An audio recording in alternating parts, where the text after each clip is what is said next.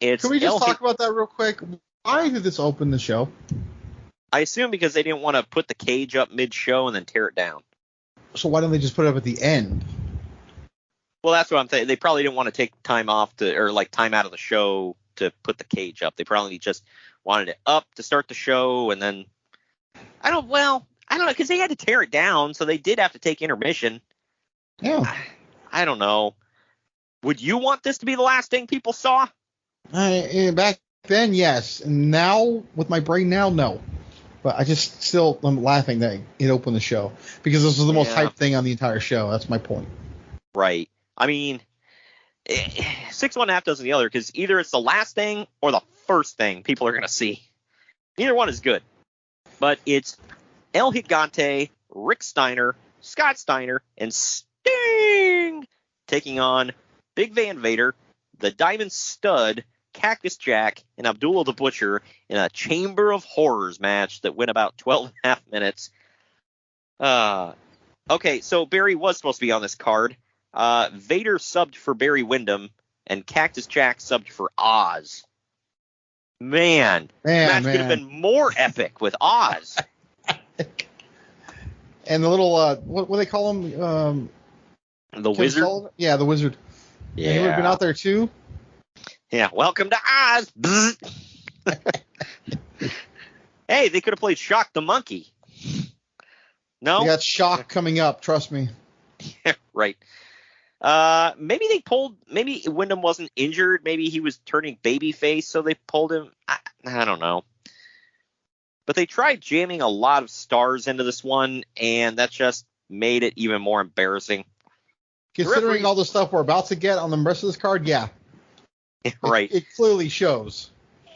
Yeah. The referee's That was one of my first notes, by the way. Why are there so many big stars in this match? That was my first note. And El Gigante. I'm sorry. Wow. All right. Anyway, the referee's wearing a camera inside of a bike helmet, and they call it the referee. Hell yes. I just didn't like that was covering that sweet mullet. That's what pissed me off the most. But you know. Yeah, I know. This was like the original GoPro, basically. It was weird. But everyone battles inside and outside the cage. About a minute into this one, the chair of torture, which was an electric chair, lowers into the center of the ring. Cactus Jack gets busted open. Vader loses his mask. You know, the usual.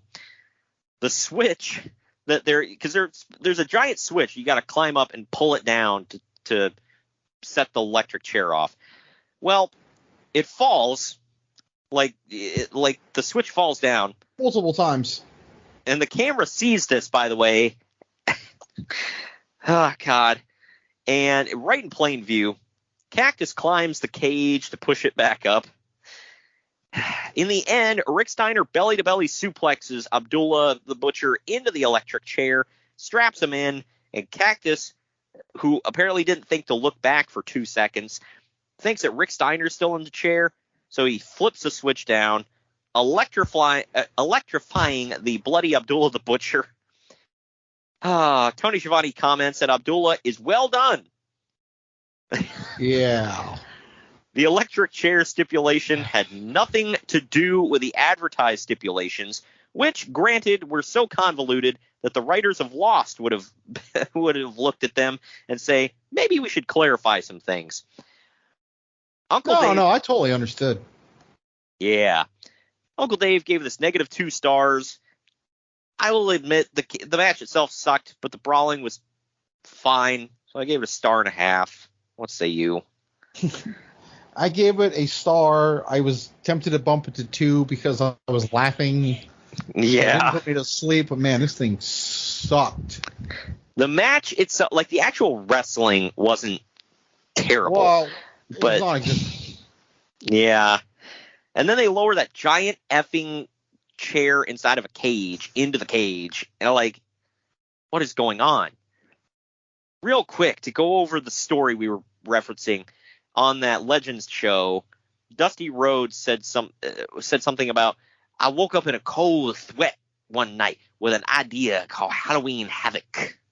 And he's going on about this electric chair, Daddy, and somebody's going to get electrocuted. And like, why did you ever think this was going to be good? And then he's like, well, and then the switch kept falling down on camera, and the camera kept like focusing on it and everything, and I just hung my head in the back. I was like, oh man. It's like, my idea, Daddy. even on paper, this looked like crap. Like, why? Let me just see what the hell else we can do to Abdullah. I wonder if Jim Herd was in the back like, this is awesome. Gotta get another slice of pizza. I wish the ding dongs were in this. Like, God dang it, next year we can do this with the ding dongs versus the hunchbacks. That'd have been great.